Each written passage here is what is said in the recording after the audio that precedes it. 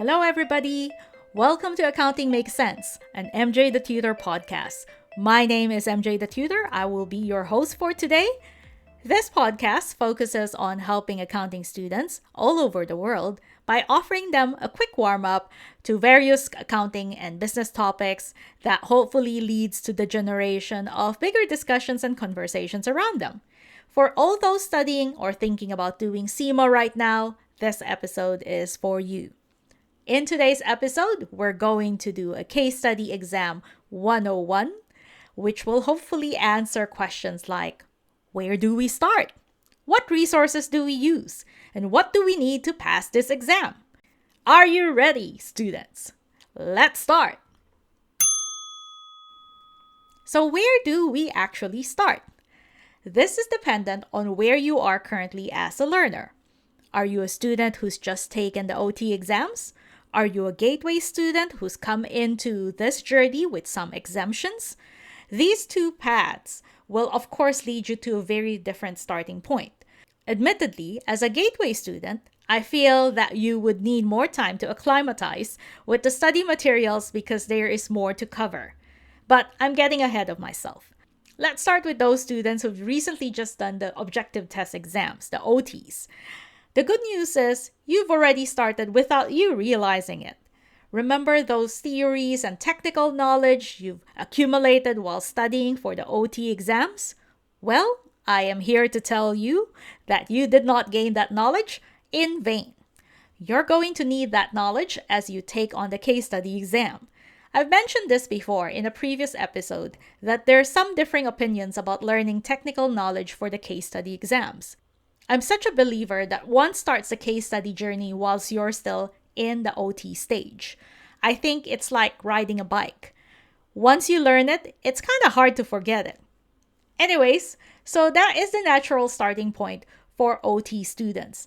Aside from that, if the pre-scene is already out or is just being released as we speak, this is your next starting point. Of course, knowing the technical knowledge won't mean much without a business to apply it to. And so this is why getting hold of the pre-seed material and thoroughly reading it will be your next step. Now, having said that the journey starts in OT doesn't mean that it's useless for gateway students. For those unfamiliar with the term, gateway students get exemptions on certain subjects on certain levels. Most of them get introduced to CIMA and have their first exam appearance for CIMA in a case study exam. So there's a lot to deal with here. Different ways of learning and studying, different approaches, technical knowledge, which you've literally skipped over. There will be some topics that you will likely know about, but there will be others that are going to be new information to you.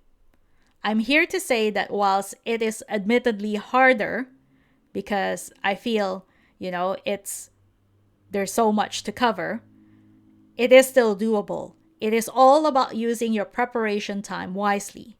Many students have been able to do it. The starting point for Gateway would be almost the same as OT students, except minus the time advantage. Gateway students will have to familiarize themselves with some of the technical knowledge whilst learning and immersing themselves into the pre-scene environment. What resources do we use? Well, there's a lot. There are free ones and there are paid ones. Both kinds are helpful and beneficial to students. There are, of course, some limitations on the free ones, but we'll discuss it further when I touch upon tuition providers. There are many debates on the DIY way and the tuition provider way. And I'm here to say that it's not just one way or the other. You can incorporate a hybrid way as well. I normally ask students to do an assessment on themselves. What are your strengths and weaknesses? If you are the type of student who can organize yourself and have the discipline to push yourself in line, then you can probably go it alone.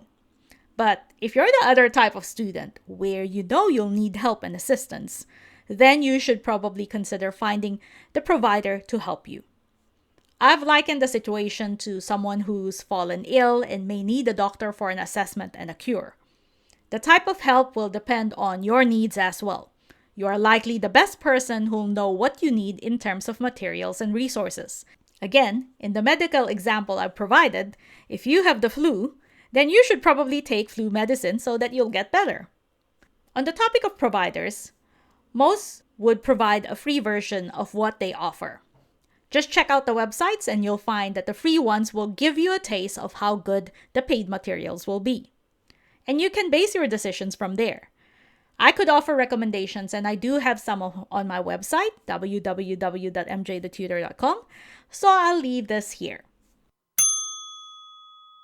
What do we need to pass the exam? I think the usual dedication, hard work, determination, those things will never change. The thing here is that ultimately, no one will be as invested in this as you will ever be. This is your future. I can say that as a tutor, I know we have influence in pushing students with regards to their studies. We care about what happens to the students, but in the end, ultimately, the work is done by the student. The person that passes the exam is the student. So I will say that it is dependent on how much the student commits to do this. Well, we've come to the end of another episode of Accounting Makes Sense. I am your host, MJ the Tutor. Thank you for joining me on this episode. I hope this has been beneficial to you, and I'll see you again next time. If you enjoyed this show, please hit subscribe or follow to catch the release of the next episode. You can also connect with me on various social media platforms like Facebook, Instagram, and Twitter under the handle MJ the Tutor. You can also visit my website, as mentioned, www.mjthetutor.com. Till next time, ciao for now!